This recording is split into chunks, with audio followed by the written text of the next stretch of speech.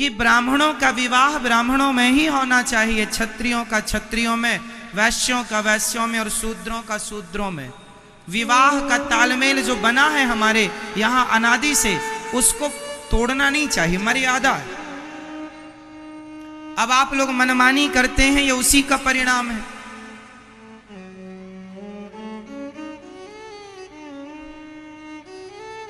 मनमानी ना करिए, बेटियों को समझाओ, ये प्यार का भूत चढ़ा लेती हैं। तुम तो प्यार करती हो, सामने वाले से कभी पूछा है तुम्हारी जैसे ना जाने कितनी है उसके पास? कुछ लोगों का तो काम ही है। इसलिए ऐसे षड्यंत्रकारी लोगों के जाल में फंसकर अपना जीवन ना बर्बाद कर दो। मेरी बहनों, मेरी बेटियों, संभल जाओ, सावधान। जहां माँ बाप कहें जो लड़का आपको पसंद है, माँ बाप से मिलाओ, बताओ। यदि माँ बाप को उचित लगेगा तो आपका विवाह कराएंगे, वरना माँ बाप खुद ढूंढ के देंगे आपके लिए बेहतर। अरे हर माँ बाप अच्छा ही ढूंढते हैं। आप लोगों की ये पता नहीं आजकल क्या हो गया, समय के पहले प्यार हो जाता है। शादी के बाद कर लेना ना प्यार, कौन मना करता है? किसी से भी प्यार क्या कर लेना।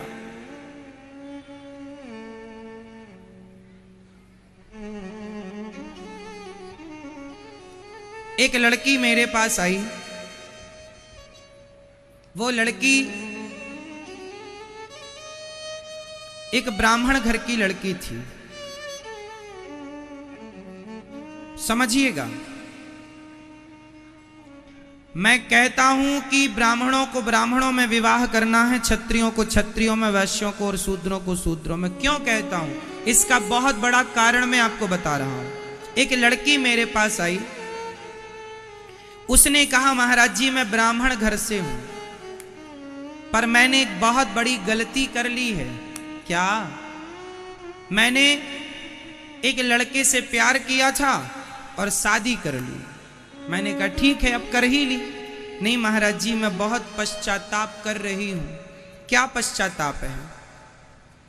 उस लड़की ने कहा कि मैंने जिस लड़के से प्यार किया, जिससे शादी की, जिसके घर में मैं शादी करके गई, उस घर के लोग मांस खाते हैं,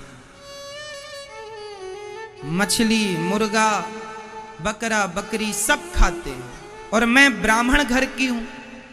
मैं कभी लहसुन प्याज तक ना खाई। मैंने अपने पति को बहुत समझाया, पहले पूछा था कि आप मांस वांस तो नहीं खाते? बोला था नहीं मैं बहुत अच्छा हूं। शादी के बाद पता चला इनके घर तो बकरा कटता है। शादी तो हो गई, शुरू में तो अच्छा लगा, लेकिन अब जिंदगी काटने का जब समय आया तो हमारा उस आदमी के साथ अब जीवन कट नहीं रहा, क्योंकि विचार नहीं मिल रहे। हम लहसुन प्याज भी नहीं खाते और वो बकरा खाते हैं। अब बताओ, इसलिए ब्राह्मण की लड़की ब्राह्मण के घर जाती तो ब्राह्मण के घर मांस का कोई काम नहीं है, तो वहां पे आप जिस माहौल में पली बढ़ी हो वही माहौल ससुराल में मिलना चाहिए। तब जोड़ी चलती है, तब रिश्ते चलते हैं। वो माहौल मिले जो आपका मायके में था, लगभग वही, थोड़ा 19-20 तो चलता है, पर पूरा अपोजिट नहीं चलता। आप एडजस्ट कर ही नहीं पाएंगे, कोई कंफर्टेबल लाइफ नहीं है। अब उस मांसाहारी आदमी के, अब वो कहता है तुम बनाओ। अब ब्राह्मण की लड़की भोग बनाने वाली भगवान जी का, वो बकरा कैसे बनाएगी? पर तुमने जो प्यार किया है उसी प्यार का ये भोग भोगना पड़ेगा। इसलिए विचार कर लो, शादी कर लेना। लड़कियों को शुरू में शादी के महीने 2 महीने तो पता ही नहीं चलते, भोग विलास में ही बीत जाते हैं, लेकिन उसके बाद जो लाइफ चालू होती है जिम्मेदारी की, वहां से समझ में आता है। जब भूत उतर जाता है विषय वासनाओं का, तब समझ में आता है कि जीवन क्या है। और लड़का लड़की आजकल ये तो विषय वासनाओं की पूर्ति में ही लगे रहते हैं। इन्हें पता ही नहीं कि हमारा जीवन कितना लंबा है, समाज क्यों जरूरी है। समाज में सम्मान भी चाहिए होता है, समाज में रहने के लिए समाज के तौर तरीके अपनाने ही पड़ते हैं साहब। कहाँ जाओगे बच के बताओ, कहाँ चले जाओगे? जहां भी रहोगे वहां के समाज के परिवेश में रहकर वहां के नियम पालन करने पड़ेंगे, करने पड़ेंगे कि नहीं? एक अच्छे घर की बहू बेटी है तो कुछ तो नियम होते ही हैं। नियम नहीं होते तो फिर वैश्याओं का कोई नियम नहीं होता। फिर वैश्या है जिसका कोई नियम नहीं है। और तुम अच्छे घर की बहू बेटी हो तो थोड़ा तो नियम चाहिए। बहू हो तो बहू की तरह, कल को तुम मां बनोगी, मां बनोगी। लड़की ब्राह्मण है और पिता शूद्र है। अब जो तुम्हारी औलाद होगी, संतान, तुम उसे क्या नाम दोगे? वो ब्राह्मण कहलाएगा कि शूद्र कहलाएगा? बताओ। ब्राह्मण लड़की है और शूद्र लड़का है, वो शादी हो गई, उन दोनों से बच्चा हुआ, उस बच्चे का क्या नाम होगा? अर्थात क्या कहेंगे आप उसे? ना वो पूरा ब्राह्मण हुआ ना वो पूरा शूद्र हुआ, वह हो गया वर्ण संकरी, मिक्स हो गया। आने वाली जो जनरेशन है वो सारी मिक्स हो गई, उसका डीएनए चेंज हो गया। हाँ, इसलिए हमारे यहां तो समगोत्र में भी विवाह नहीं करते। समगोत्र जानते हैं? लड़की का गोत्र वशिष्ठ है तो लड़के का भी है तो शादी नहीं होगी। लड़की का भारद्वाज है और लड़के का भी भारद्वाज है तो शादी नहीं। समगोत्र में भी विवाह नहीं करते। इतना बड़ा साइंटिफिक कारण है। इसलिए जो कहा जा रहा है वो आपके हित के लिए है। हमारे बड़े बुजुर्गों ने मर्यादाएं बनाई हैं कि शादी कहां करनी है, कहां नहीं करनी, किस खानदान में करनी है, किस में नहीं करनी।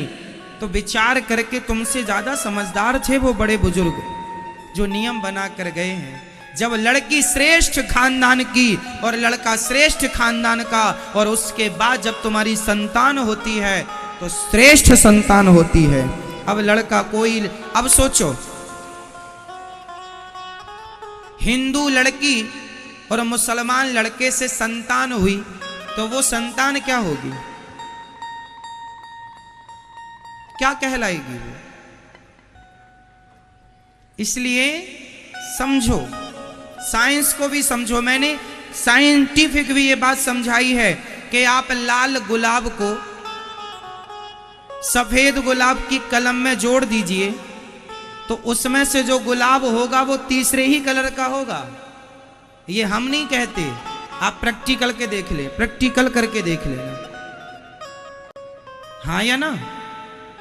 आप एक गुलाब की कलम को दूसरे गुलाब की कलम में जोड़ दीजिए, अलग अलग कलर के गुलाबों में, तो जब उसका गुलाब होगा तो अलग कलर का होगा। हाँ या ना? बोलो जोर से। अलग होगा, प्रजाति बदल गई कि नहीं? उसी तरह ब्राह्मण लड़की और ब्राह्मण लड़का से जो संतान होगी वो श्रेष्ठ ब्राह्मण कहलाएगा। क्षत्रिय लड़की और क्षत्रिय लड़के से होगी वो श्रेष्ठ क्षत्रिय होगा। वैश्य लड़की और वैश्य लड़का से संतान श्रेष्ठ वैश्य, शूद्र लड़की शूद्र लड़का से जो संतान वह श्रेष्ठ होगी। और बदल गया तो वर्ण संकरता फैल जाएगी समाज में, वही है, अलग हो जाएगा, विचार अलग हो जाएंगे, सब चीजें व्यवस्थाएं भंग हो जाएंगी, बस कुल मिलाकर।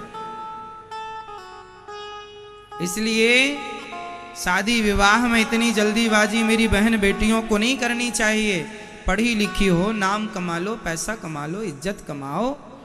शादी विवाह माँ बाप की मर्जी से मिला जुला मन हो, आपका भी मन हो भाई। इसलिए माँ बाप 10 लड़के ढूंढते हैं, 10 में तुझे जो पसंद आ जाए बोल देना, हम उससे करवाएंगे। अब आप कहेंगे कि पहले के जमाने में स्वयंवर हुआ करता था, जैसे सीता स्वयंवर, जैसे द्रौपदी स्वयंवर हुआ था। तो स्वयंवर में भी लड़की के लिए वह लड़के बुलाए जाते थे, उन लड़कों की एंट्री उस स्वयंवर में की जाती थी जो श्रेष्ठ खानदान के होते थे। 100 लड़के बुला लिए, अब 100 में पहचानना है। स्वयंवर का मतलब ये नहीं है कि गली चलते आदमी को तुम माला डाल दो। 100 लड़के टॉप के चुने जाते थे, खानदान के, बड़े बड़े कुल घराने के, ये फलाना राजा है, ये फलाना राजकुमार है, उनमें से चुनना होता था। अब उदाहरण के रूप में समझिएगा, जब द्रौपदी माँ का द्रौपदी माँ का स्वयंवर था, तो वहां पर शर्त थी कि धनुष उठाना है, और धनुष उठाकर मछली की आंख में, नकली कठवे की मछली थी, लकड़ी की मछली थी, उसकी आंख में नीचे देख करके बाण चलाना है। ये शर्त थी कि नहीं? बोलो हाँ थी, बोलो हाँ थी। कर्ण उठ गए थे, तो कर्ण जब उठ गए और धनुष पर बाण चढ़ा के मारना चाहा, तो द्रौपदी ने खुद रोक दिया था कि मैं क्षत्रिय हूं, ये बड़े भले बलवान हैं, पर ये शूद्र है। जबकि वो थे क्षत्रिय, तब तक भेद नहीं खुला था कि वो किसकी संतान है। लेकिन द्रौपदी ने मना कर दिया कि आने वाली पीढ़ी बिगड़ जाएगी, इसलिए फिर अर्जुन ने भेद किया।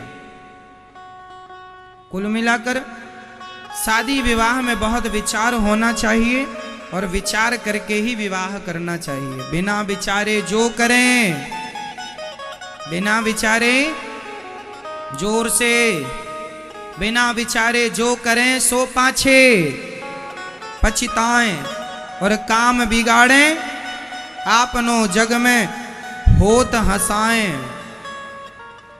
जग में हंसी होती है, तो आप लोग अपनी बेटियों को, अपने बेटों को मेरी बात सुनवाया करो, संस्कार दिया करो, कथा सुनवाया करो, ताकि बहुत अच्छे आपके बेटे बने, संस्कारी बने, और चरित्र के मामले में स्ट्रांग हो, मजबूत हो। चरित्र का मजबूत होना चाहिए। किसी से भी प्यार कर लेना अच्छा नहीं होता।